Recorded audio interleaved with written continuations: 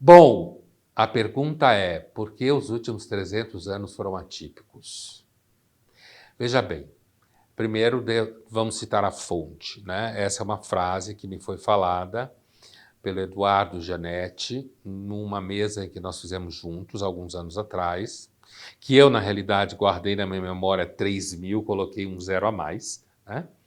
Mas que aí, recentemente, a gente fez uma live juntos e falamos desse assunto e ele me lembrou que era 300 e não 3.000.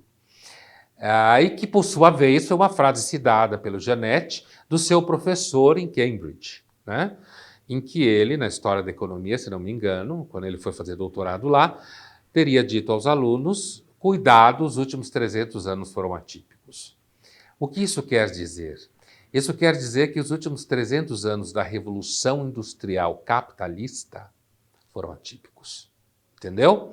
A humanidade viveu durante milênios e milênios e milênios em que praticamente nada aconteceu em termos de técnica, em produção, em escala, certo?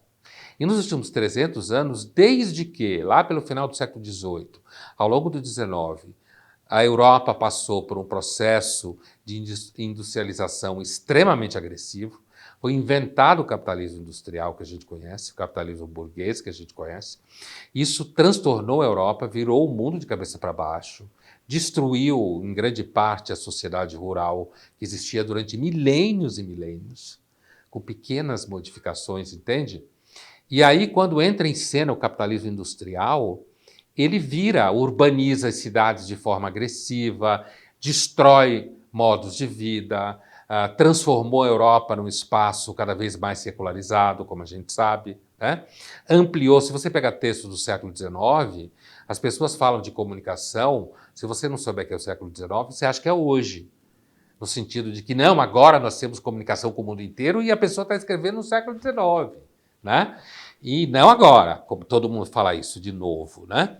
Por conta das redes sociais. Então, os últimos 300 anos foram atípicos porque a humanidade nunca viveu um processo de produção tão agressivo que impactou estrutura familiar, visão de mundo, estrutura religiosa, comportamento, expectativas, né? Metafísicas, né? O surgimento da ciência moderna em escala industrial também. Então é por isso que se fala que os últimos 300 anos foram atípicos.